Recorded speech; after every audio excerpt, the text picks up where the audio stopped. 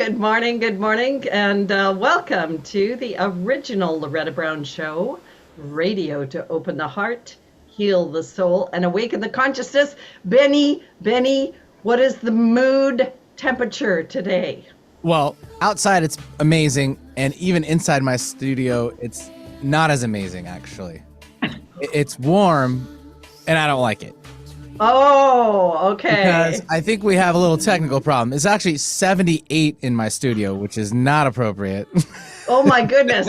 So if I start sweating, You need that's to my hold problem. those things people hold under their heads when they're sunbathing, just to, Right? right? Exactly. Or sit on a block of ice or something. I mean, no, Yeah, okay. it's still nice out. We have finally officially hit summer in the Pacific Northwest. It was a day late. Yesterday wasn't around, but the day before, yeah, sure. But might see 80s this weekend, or maybe I 90 know. on Monday. So I yeah, know. I'm I so know. happy it's here. I think a lot of people are happy it's here. I'm ready for it to be here. I Mhm. was I was talking to somebody on the solstice and they said, Loretta, aren't we supposed to be celebrating the sun? I said, yes, we're just under a cloud dome. It's up there, right? Yeah, I like the new terminology everyone's using these days is like the sun dome, the heat dome, and like, all right, let's keep going with that. Cloud dome, rain dome. The joy dome. I don't know. Let's Oh, stop. I like No, that that. one's okay. I love that The heart, one. the All right, heart. write that down. Joy dome. Right, yeah. There it is. When my kids were little, I always used to sing "Somewhere Over the Rainbow" to them at night. So maybe it's a rainbow. Rainbow dome, No, or the yeah, double rainbow dome. the double rainbow dome right here in Seattle, all along the Great Pacific Northwest. Anyway, I hope people are going to get out and enjoy that sun because wow, it is good for us, and we're all vitamin D deprived, and Bring it all in. Bring it all in. I feel like we need to just take a moment, everybody, just look up, raise your arms, and say, yes, I received the sunlight. Yep. Yes. Come on into the joy dome. Come on into the joy dome. That's right. Anyway, I like it. Anyway, I hope everybody, we're not too much for you so early in the morning, but the sun is up, and you can have your morning cup of coffee or mushroom coffee or some healthy type of coffee because I know all about those. Yep. Thanks for laughing. Another show then. Another That's day for another show. another Okay, we'll day, talk about that one later. another show. Yeah, exactly. Anyway, I am Loretta Brown. I'm the owner of Reiki Oasis, located right here in the greater Seattle area for the last 27 years. Well, that I was going to try to send cool energy to you, Benny, Thank but you. Thank you. I'm kind of full of hot air, so I don't know. I'll Yeah, help. There. fan you. We'll just fan you. Working. Anyway, It's working. that's right. We have lots of good things going on over at Reiki Oasis. And of course, I do everything from Reiki to channeling to behavior modification, hypnotherapy, the whole bit, meditation, crystal bowl sound healing, biofield tuning, blah, blah, blah. So you can find out more about that at ReikiOasis.com. You can schedule everything at schedule.ReikiOasis.com. And every Sunday morning at 11 a.m. Pacific Standard Time, I have a Sunday meditation with Loretta, and it is just a moment for you to step away, step into the oasis. That's why my business is called Reiki Oasis, right? And check in with yourself. If you cannot be there at 11 a.m. Pacific Standard Time, don't worry. Sign up. I'll send you a recording. It's that easy. And then you can listen to it all you want. Some people use them to go to sleep by. So that's fine too, if it takes you down. Um, I want to talk about astrology a little bit, and then I have a wonderful guest. I'm really looking forward to my interview today with Kate Eckman, and I'll properly introduce her in a moment.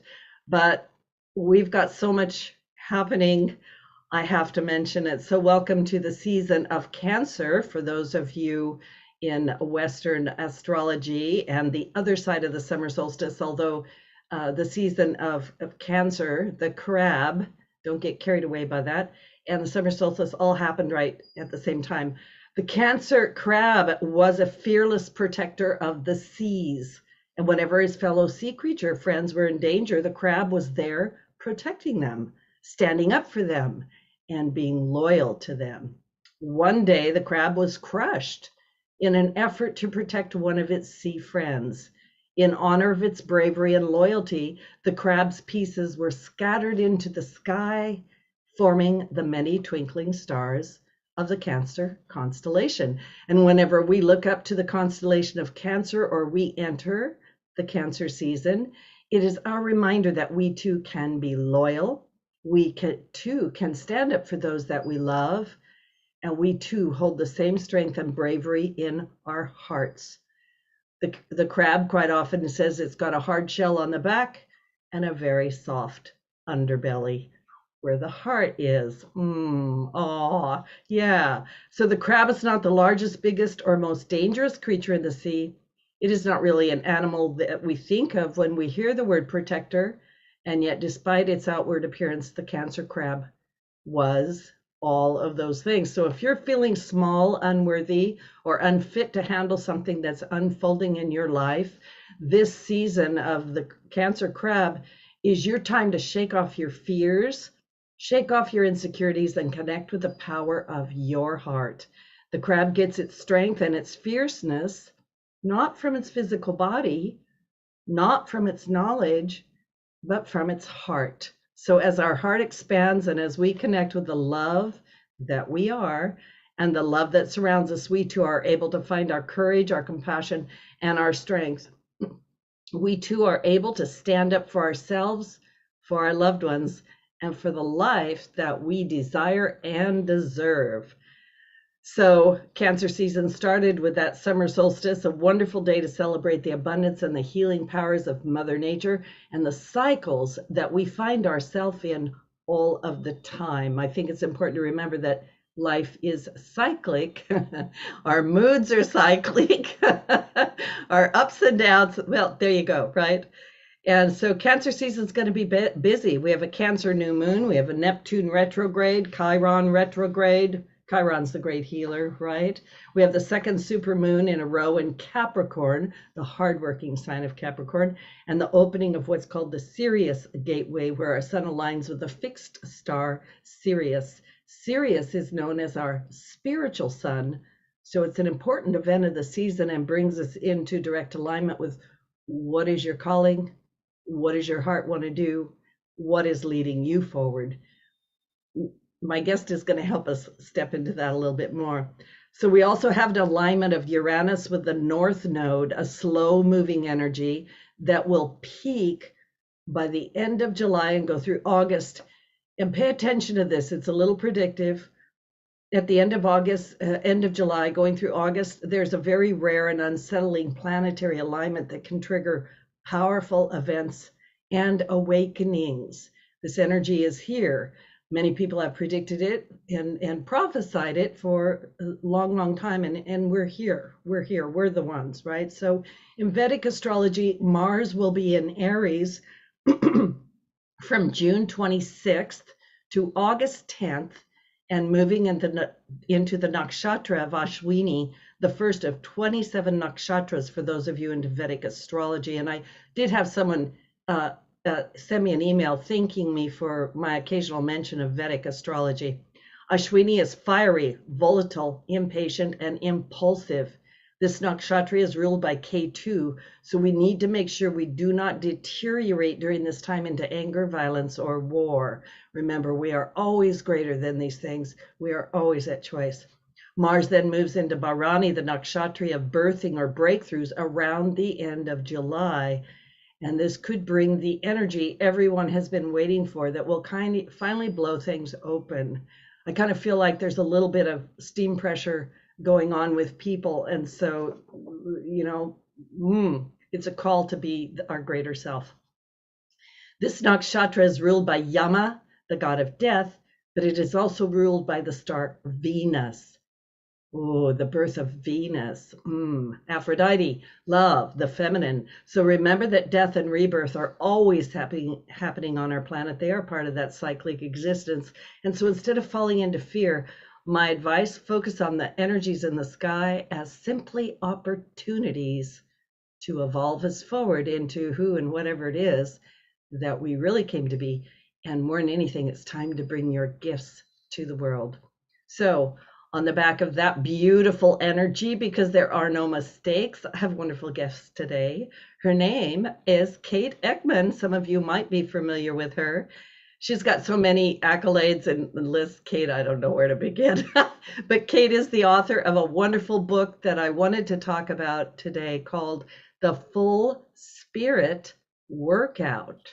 The Full Spirit Workout, a 10-step system to shed your self-doubt, strengthen your spiritual core, and create a fun and fulfilling life.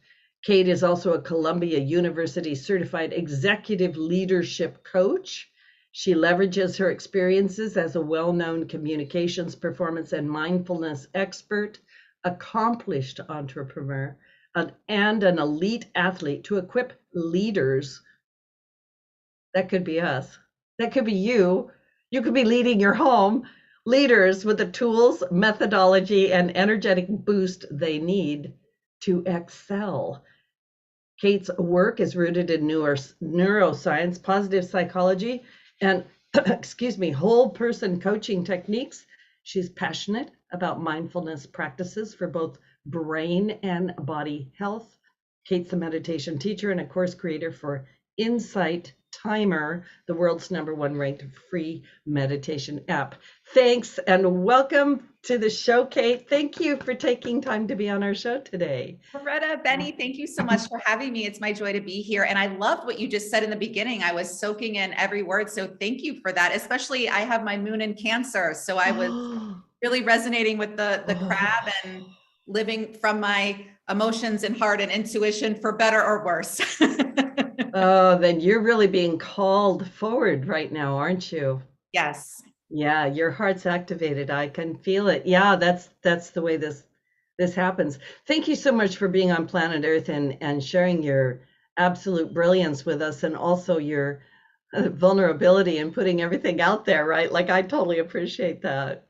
Yeah. Thank you. I hope to inspire others to do it, because I think now is the time. And a lot of people go through life pretending or sleepwalking or thinking that they're not good enough or not able to put themselves out there in a meaningful way, and because of judgment. But I think no one judges us more than ourselves. And so I think just putting it all out there, and then it takes its power off of you, and you get to really step into your greatness and authenticity and really live a life that lights you up. That's interesting. You said something about stop judging ourselves, right? And I think I'll just jump in right there since you brought it up. But I was thinking when I was reading your book about judgment and about self-critical, how self-critical we are of each other, and how difficult it is to be vulnerable. Right. Yeah. I think it's scary for a lot of us, because when we were vulnerable, even as children, we got judged, or, you got that look, or, I grew up in a household where it's kind of like, suck it up, or it's like, I'm not feeling well, or I'm experiencing this. And it's just, I grew up with like the German parents and high achievers. And my dad was military, fought in the Vietnam War and never took a day off in 35 years. So it's like, suck it up and go. And I think that served me in some ways. I became quite accomplished, but at what cost? And I write about that openly in the book too, about my obsession with performance and perfectionism that I think as women, a lot of us experience, that we've got to do it all perfectly and then look perfectly while doing it all. So for me, it's even liberating this morning to just have my sunscreen on. And some mornings I'm just like, I can't do all the makeup today, and it's going to have to be good enough. However I look, and hopefully people are more focused on what I'm saying anyway. But I think this is the invitation to be a bit more vulnerable. We had to sit, a lot of us, by ourselves for 2 years and really process a lot of tough world events. And hopefully, we use it as an opportunity to become more grounded and more comfortable with ourselves. I so agree with you. The March 2020, when we stepped into, staying at home, the pandemic thing. And I've watched, in my work the last couple of years, I've watched us go through several different phases. I almost think I should write a book about what I've observed as a healer and a spiritual coach and things like that, right? But this idea that we were quote unquote sent home. Our great mother sent us home to think about what you've been up to. Go to your room, and when you can behave, come out, right? Of course, I was never told that, but yeah, exactly.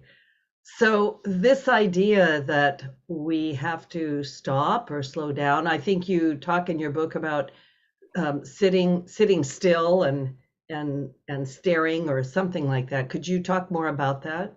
Yeah, so the full spirit workout is a play on the full body workout that we often hear advertised at the gym.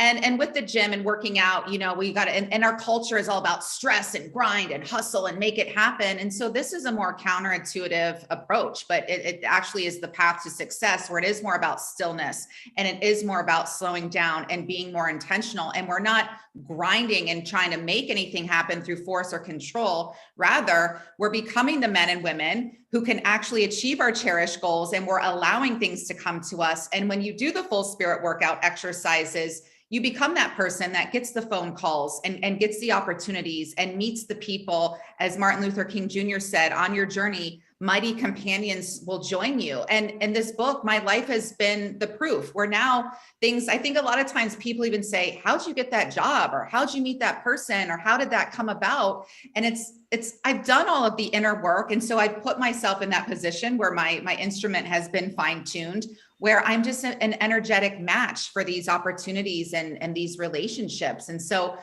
it does take people a little bit of unlearning and thinking in a way, but it really does work. But for me, again, during COVID 2 years ago, where none of us knew what the heck was going on, I don't think I was alone in this, but I found myself staring out the window a lot and just thinking, what is going on? So I made that a more intentional practice, where I now call it my sit and stare practice. I have audiences do this when I deliver keynotes. And at first I'm like, especially when it's businessmen, I'm like, they're not going to be into this. It is overwhelming how much people, I think, need this so much that you can hear a pin drop, it's silent. But when I ask people, and we only do it for a minute, but you're going to sit and stare, you're going to check in with yourself like you're a small child and ask, how are you doing? What's working? What isn't? What do I really, really want?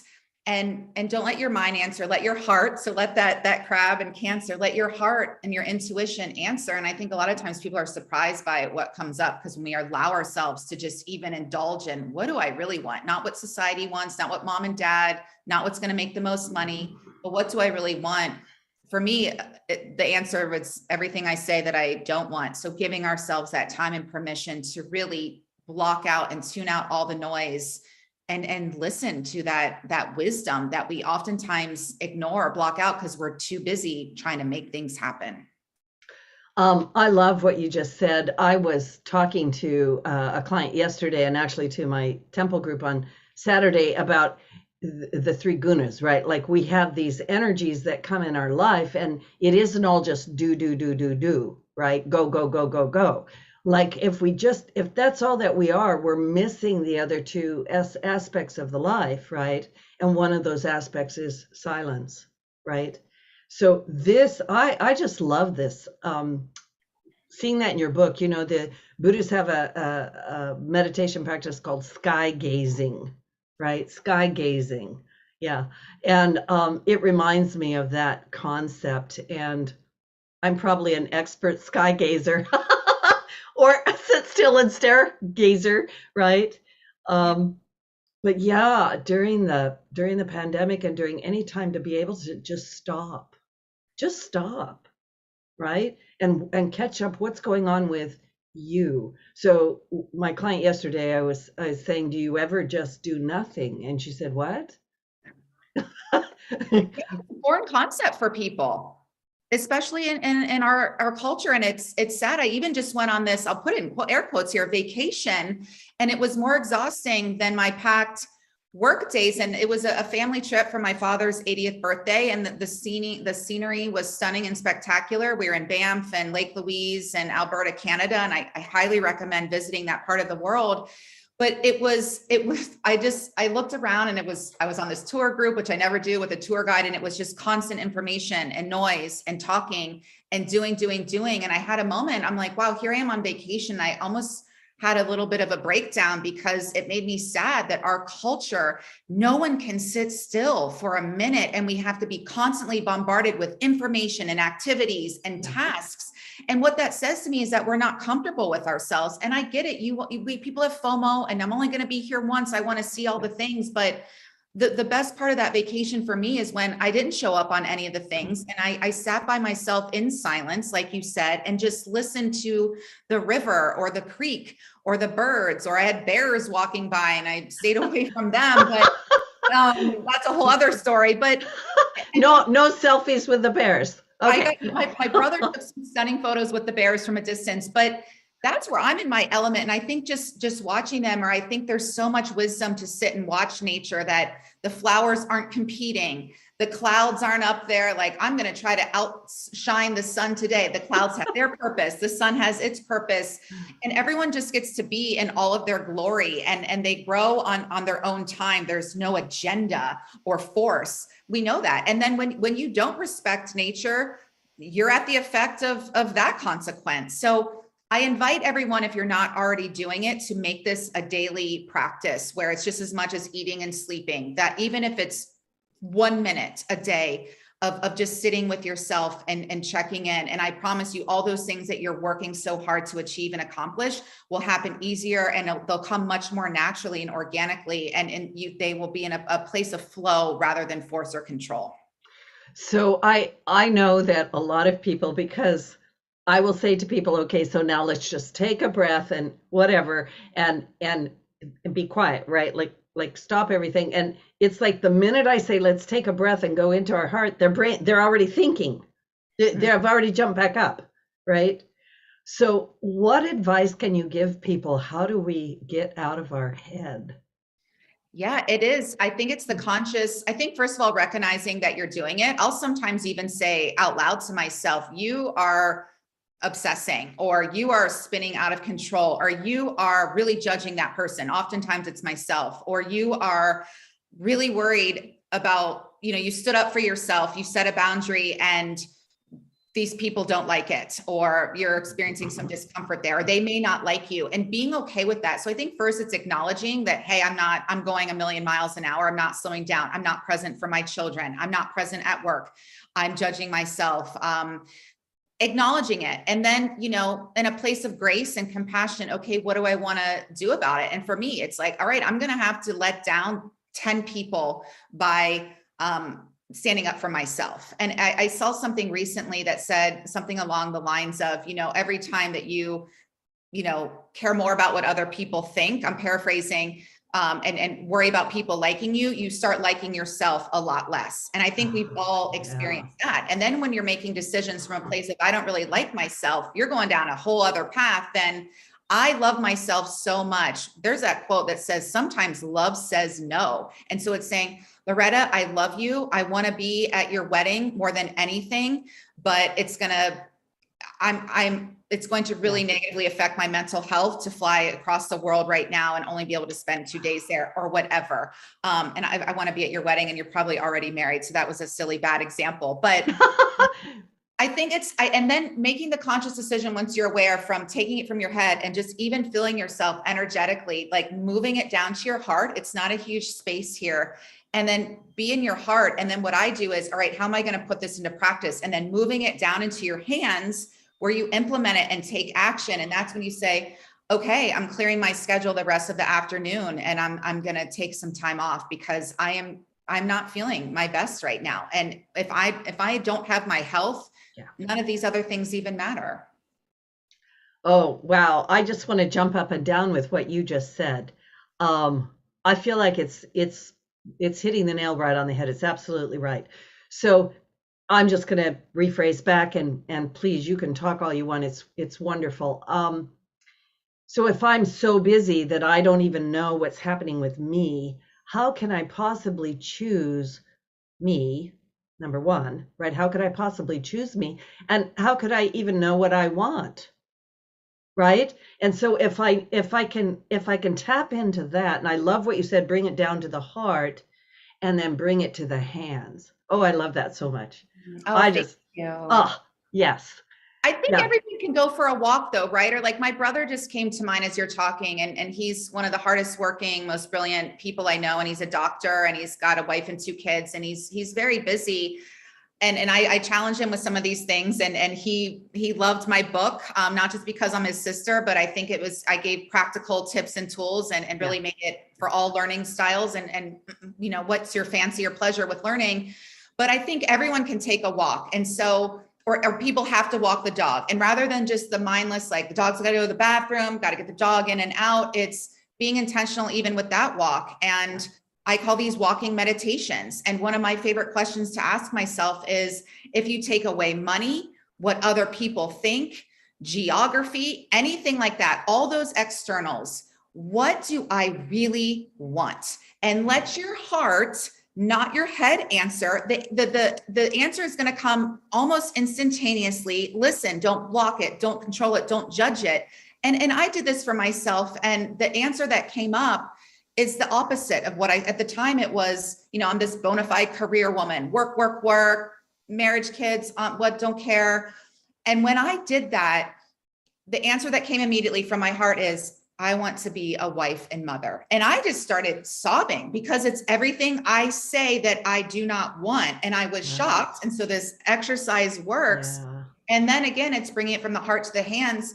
Okay, what am I going to do about this? And it's not about like, I got to go out and like get a man and get married and have some kids, but and what is marriage and children? It's connection, it's family. And so it's setting aside more time and putting a work project on hold, perhaps forever, to cultivate more meaningful relationships, which is what life is all about. I mean, at the end of our lives, it's not, people have a legacy with a book or a movie or work that they've done, or a library's in their name, whatever it is.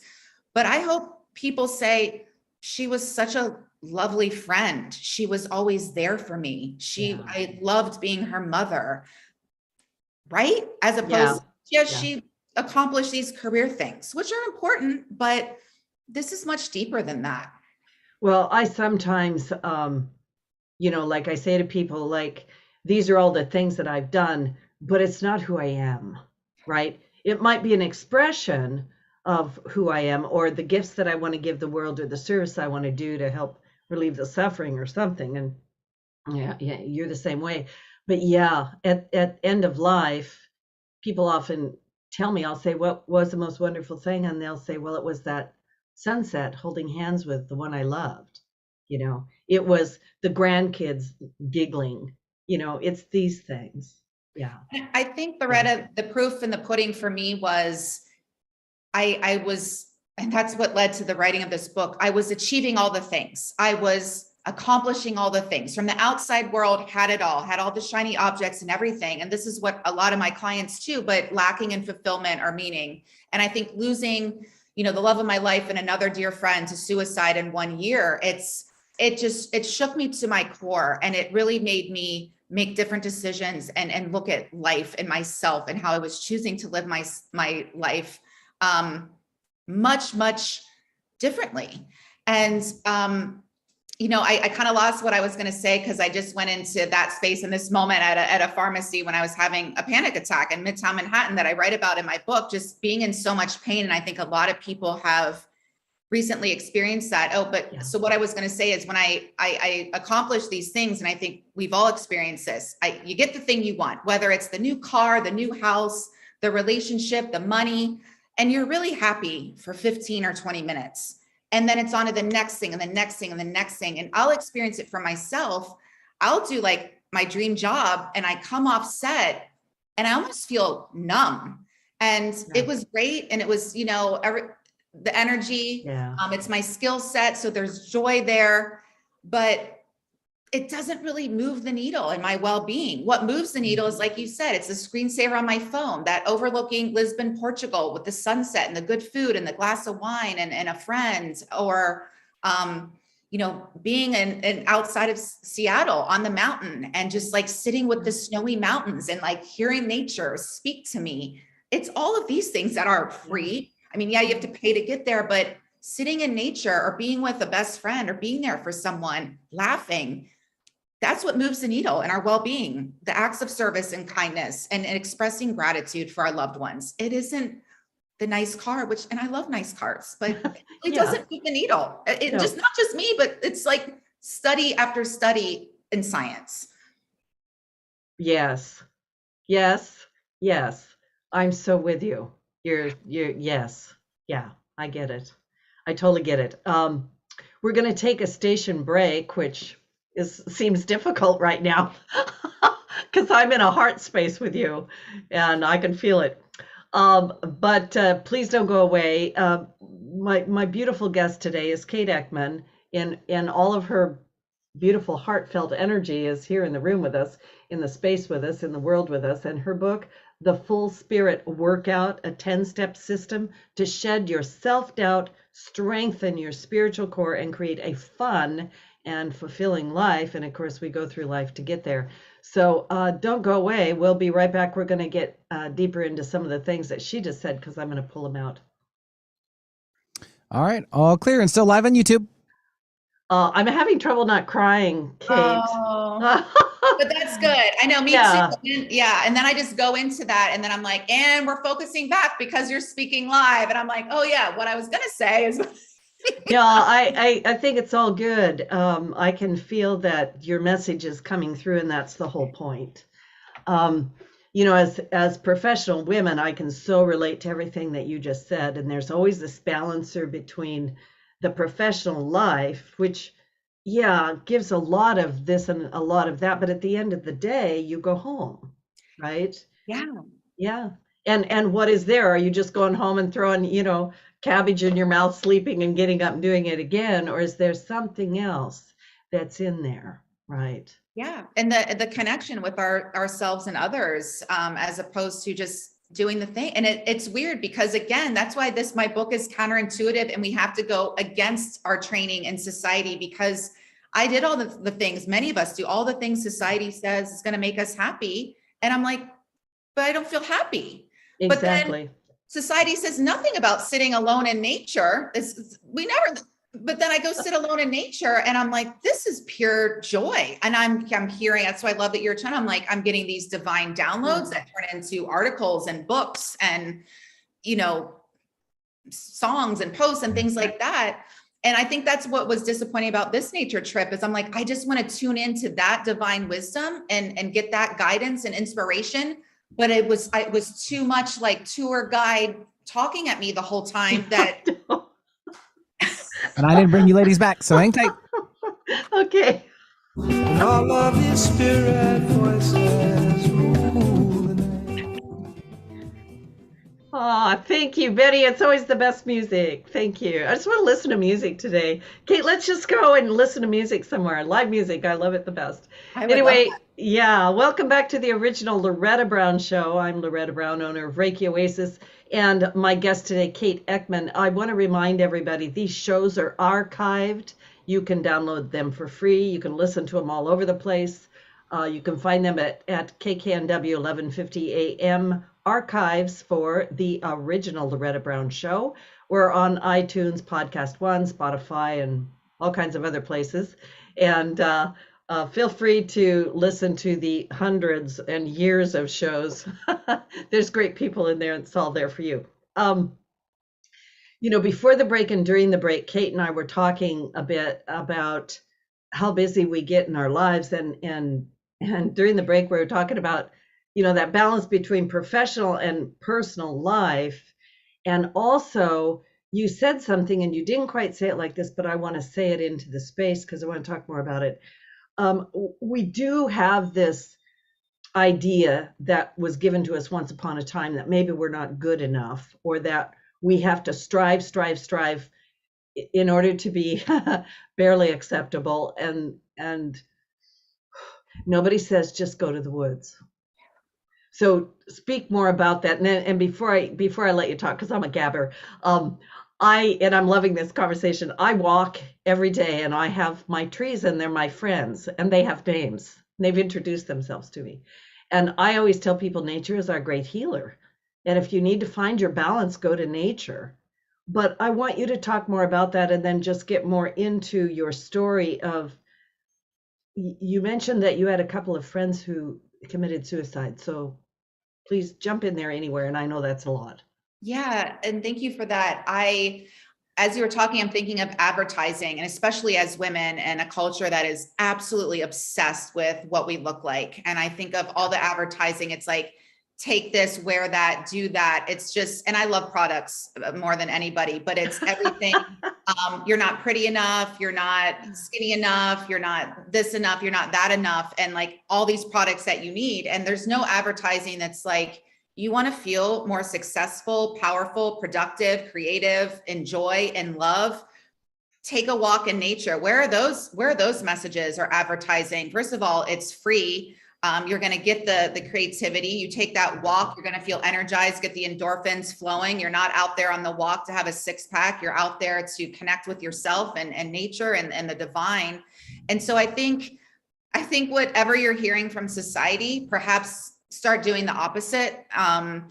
But starting with these walking meditations, spending more time in nature, spending more time quietly alone, which is really uncomfortable for people. And that's really great. So that means we need to do it, and listening. And that's why, I stare out the window a lot. And sometimes you got to process like, what the hell was that Zoom call? Or like, why was that person?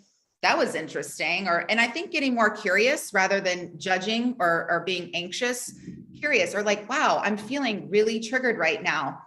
What's that about? Get curious about it. It's like, oh, I'm triggered because I really value authenticity, and these people are behaving in a very inauthentic way. Yeah. So, just my values are being challenged. Okay, that's what that is. Perhaps I should spend more time with this group, or double down on my commitment to be my authentic self. What does that look like? What does that feel like? To go into the other question, I sadly am not alone as someone who's been deeply affected by suicide. And what was remarkable about doing, this book tour and talking about this work is that the universe connected me with so many podcast hosts or radio hosts or TV hosts who have been impacted by suicide, lost their mom, their dad, their friend, their lover. And it's something that few people, I'm realizing, want to talk about. There's still a lot of shame and judgment and stigma. I personally have been judged where it's like, oh my gosh, like your boyfriend committed suicide. And I use the terminology died by suicide. And I'm being judged for that. And that's why I keep speaking about it. And it's funny because I'm getting emotional, but it was a month ago, and I said to my speaking coach, I was preparing for a keynote, and I was in my hotel room, and it was a Sunday, and I was like, I don't want to do this anymore. I don't want to talk about these topics. This is so much work. I don't want to do this.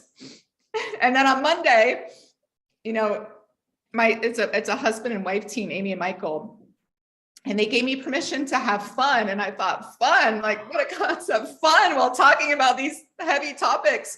But it changed my whole world. And so I offer that to people, because I know, Loretta, that everybody who's awake and alive is struggling in some way. Some may not even know because they're struggling that deeply. Yeah. But I think giving ourselves permission to take something really heavy and write a book or give keynotes, whatever that means for you, or talk about it, or be willing to cry. I mean, I have no shame in crying publicly. I was crying somewhere, and the person was like, oh my gosh. I'm like, there's nothing wrong with crying. It's appropriate that when I'm talking about people I love dying, that I'm sad. And that's everything that's right with me and healthy with me. And that's another thing I want people to take away from this, is this notion that anything less than joy is like bad. We are human beings. There's a full spectrum of emotions that are healthy and appropriate to feel, and enough already with we have to be happy and positive all the time. I think we need to move through a lot of stuff to get there, and then you'll enjoy it that much more because it's real and it's not this fake, phony experience.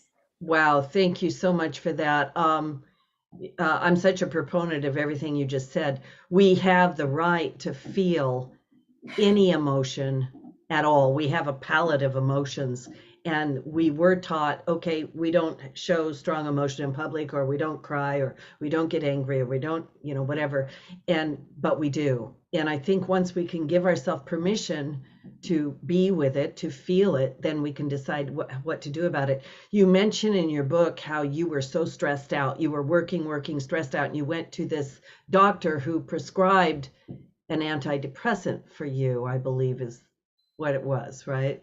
Levipro, Yeah. is it? Yeah, it's Lexapro. It's an Lexapro. anti-anxiety medication. And what's horrifying about that is that in a 1 minute exam that I was judged, I was a TV news reporter. He recognized me from the news and the horrific crime-filled stories that I was covering, and made a diagnosis in a minute that, and I remember him saying to me, you're a strong, brilliant career woman. You can't be crying at work. I'm like, I'm watching children being murdered. It's sad. It's appropriate that I'm sad. And so he suggested that I need to numb and block that out. And I never subscribed to being a desensitized news reporter.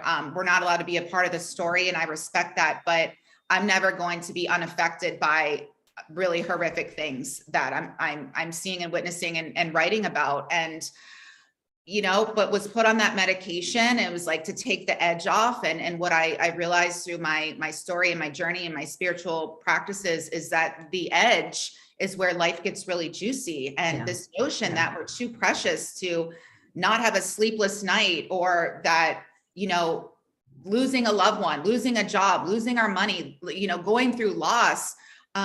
It's not depression and anxiety. It's part of life. And yes, those things can be sad, but it's not mental illness. It's not depression. It's not anxiety. It's being human. And I think the more that we really embrace that, and luckily I was able to get off that medication, and unless you have a, real mental illness or condition, the over medication of Americans especially is very troubling to me. And no one ever says, what do people say? Oh, I've had such a hard day, I need a drink. Yeah. I never hear people say, I've had such a hard day, I need to sit in silence, I need to meditate, I need to call my best friend, I need to take a walk in nature. So again, I think this is a moment, I hope that if you're listening, that you really are asking yourself, who do I want to be?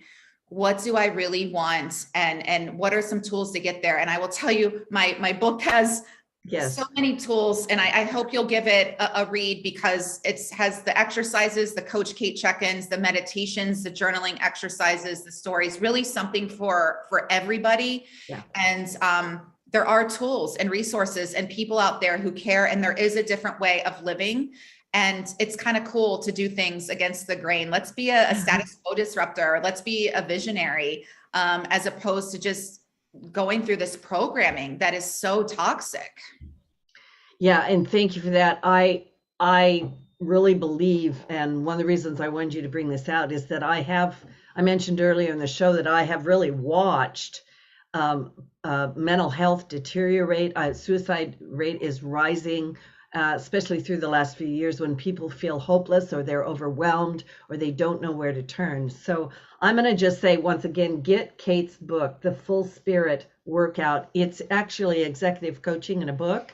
Like, you've got everything in here. And the chapters are set up in such a great way. It really is like a workout.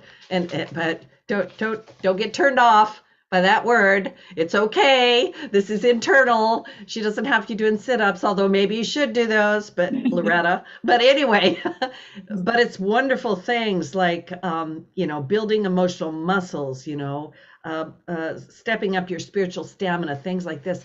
But she's written it in such a way that there are things to think about. There are questions to ask. There's journaling to do. There's meditations. And you can open it up. I think you can do it in any order.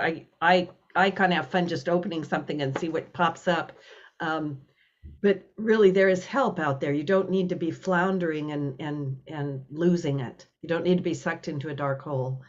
Everybody, there's so much help out there. Yeah. Yeah. And I think something that my first life coach, I was, I think 23 or so during 9/11. And, again, just a horrific, tragic event. And I was glued to the news. And finally, my coach said, you need to turn the news off. If you're going to watch TV, you got to put on a cartoon or something. And so the message was, change the channel. But I think a lot of us need to change the channel of what we're watching in our brains. And it's just like, whoa, I am really watching a horror flick right now. I'm going to either turn it off, or I'm going to put on the light and fluffy cartoon. I'm going to put on some Sex in the City or some mindless fluff, and just give ourselves a break and have the bandwidth. But you know, people underestimate the importance of even just sleep. So I'm talking about sitting, staring, or meditating. And sometimes changing the channel is, you know what, I'm going to go to bed and have that reset, or take a nap. I think it's important that grown adults also take little naps or take a walk around the block. But I'm just even finding myself that sleep has become a real asset to not only my health, but again, my productivity and my creativity and my ability to really connect deeply with myself and others. So maybe you need to just go to sleep and change the channel in that way. I'm thinking, I'm smiling when you're talking. I'm thinking about my grandmother was always like, oh, just take a walk, get some sleep, drink some water, you'll be just fine, right? But yeah, sometimes it's those basic things. I also want to pull something out that you said, which is have fun. So in the middle of these dark times, if there's grief, if there's worry, if there's stress, and especially if someone has passed away, I run into the survivor guilt, survivor guilt, or how can I be happy when these horrible things are happening over there, right? Yeah. And they want us to be happy. And my angels talk to me all the time. And they, even Sam he's like, you need to get back out there and, open your heart. And I'm like, my heart is open. But again, that was that challenge of, how can I open my heart more? And what does that look like? What does that feel like? And when I did this, exercise here with myself, it was being okay with being hurt again and having my heart broken again, taking that wall down, being willing to be fully seen for all that I am and am not,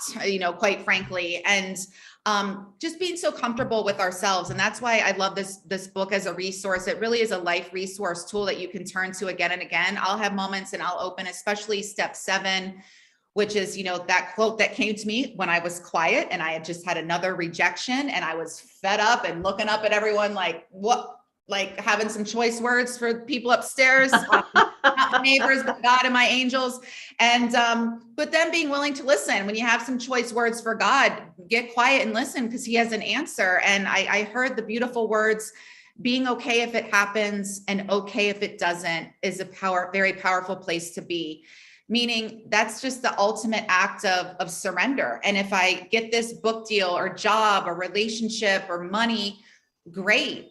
And if I don't, that's okay too, because if you don't get that thing, you're going to get something even more appropriate, and you'll see that the timing will work out in your favor. So I think being okay either way, which is a practice, it of course is easier said than done. And so I think putting that into practice, and I heard those words, and a few weeks later, I was on a call with my agent and my now publisher, New World Library, getting the book deal. That is the full spirit workout, but it was after going through some rejections, but those rejections were because the book wasn't ready yet. I needed to live through a few more things that are in the book and really powerful lessons in the book. So trust the process, trust yourself. I just am feeling called to everyone. I'm getting like sleep, naps, walk in nature. I'm just feeling a collective, everybody needs an adult time out. Very well said. I'm on my timeout. Very well said. Excellent. I love it. Yeah. So talk a little bit about gratitude. Yeah. One of my favorite lessons in the book that I write about is a gratitude visit. And I got this from Dr. Martin Seligman. He's the founder of positive psychology. And I took a course of his at UPenn, and he did a TED talk on it too, that you're welcome to Google and look at that. But he talked about this exercise called a gratitude visit. And I'd like everyone to do it right now. Think of someone who has dramatically changed your life for the better, whom you've never properly thanked. And you're going to write them a 300-word letter, and you're going to call them up, and you're going to say, I want to come over, and don't tell them why. If you have to do it on Zoom like I did, so be it. And then you're going to read them this letter of appreciation. And what's going to happen, I'm almost positive, it certainly happened with me, is that you're going to weep, they're going to weep, and you're going to have this incredible bond. And what that says is that normally we do this, at someone's funeral? Oh, this person meant so much to me. They're not even there to receive it. And so again, we talk about well-being and joy and success. This exercise for me personally, and again, this is the science and research behind it. This will move the needle on your well-being more than any mansion, Ferrari, amount of money, hot body, whatever, any shiny object that is fleeting. This is a lasting well-being effect. And I did this exercise with my friend and colleague, Vanessa. And I mean, she's now my best friend. I've only known her 2 years and we're peer coaches. We went to grad school together, and neither of us can even read this part in my book without crying still, because it's so touching. And I just even talk about what she's done for me as a person. And the main thing the gift she gave me, it wasn't a shiny object. She gave me the gift of she sees me. She sees me. And I think there's an epidemic that even people who love us or claim to love us, they don't really see us. Right. And you feel that, and it's painful, especially when it's from a parent or a child or a partner or a boss, or from yourself. But Vanessa, in many ways, she's the first person who has like really loved me kind of perfectly, if there is such a thing. And it's because she just sees me. And what a gift that we can give to people, starting with ourselves. I mean, we did this exercise at grad school where I would walk up to you and look you in the eyes. It was uncomfortable for everybody, especially people who aren't a little woo like us. But yeah, you walk up to someone, you look at them in the eye and you say, I see you. And then the person says back to you, I exist. And I don't know why that makes me so emotional. I think because we don't see people, or what if people do, hey, how you doing? There's no even like, how are you? Where you're like, oh, she really cares. It's not just, hey, how are you? I'm like, was that even a question? Or was it like a dismissive, So I think starting today, and you can do it in the mirror, like, I see you, and give yourself a compliment. Great job handling that really difficult conversation. Great job getting out of bed today and getting dressed. Great job showing up when you are having a hard time. Whatever it is you need to say to yourself, and then start doing that practice with the people you see. Even when I first got on your show this morning and we kind of talked, then, you said something to me and I'm like, oh, I feel seen by her. Like, I got the like warm and energetic embrace, as opposed to like, hey, Kate, la, la, la. It was just like, I want you to connect with her. And I'm like, oh, okay, yeah, that's what we're doing. But it set the tone for the whole conversation. I'm like, oh yeah, because I came from a very businessy corporate conversation. Yeah. And I'm like, oh yeah, okay, here we are. Oh yeah, this girl, she gets me. Loretta gets me. Thank you. And I get you, Loretta. And thank you. I was gonna say it's reciprocal. It's totally reciprocal. I love what you just said. Absolutely love every word coming out of your mouth today. But this idea that we're gonna take a moment, and when we look at each other, we see each other, and when we're seen, we can feel it, and it makes us cry. I think it does. It does. And it's a sacred moment, and we're all in this, this world together. We're not all in the same boat, but we are in the same ocean. Yeah. Let's put it that way, right? So we've got like maybe, I don't know, 1 or 2 minutes. The show went by ridiculously fast.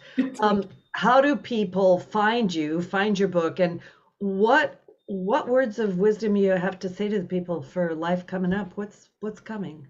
So you can find me at kateeckman.tv. It's Kate, K-A-T-E, Eckman, E-C-K-M-A-N.tv, like the tube you watch, or go to the fullspiritworkout.com. You can get all the buy buttons there, buy it at independent bookseller, Amazon, wherever you choose, and connect with you there. There's free meditations. So please take advantage of that right from the book, and some other free options and goodies. So would love to connect with you there. And I think just moving forward, I want to really challenge and invite people to stay on that theme of truly seeing people, starting with yourself, not being so dismissive or judgmental or in a hurry, and slowing down. And when I see you right now, I'm not seeing you as Loretta, the host, this and all. The career stuff is great, or not even like she has brown hair and is wearing red and is beautiful. No, I mean, I see you, meaning I see your humanity. Yes. I see that you've probably been through some things that were painful or that sucked. I see that you have had a hard life at times. I see that you've had a great life at times. I see all of it. That's the whole person. And just seeing people for their humanity and not all the externals. And think what a different world we would live in, because when I see you, I'm not in a place of judgment or anger or envy or anything. It's just a moment of genuine connection. And when you're genuinely connecting with someone else, you are genuinely connecting with yourself. Yeah. And you also have something you say, which is be a person. And to me, that is the most beautiful thing. So, Kate Eckman, thank you for blessing us with your presence and your beautiful heart. And everybody out there in the world, have a wonderful, wonderful week. Play under the sun, laugh and sing, and hug a tree. It might help. Anyway, thanks so much. Lots of love. We'll talk to you next time. Thanks, Benny.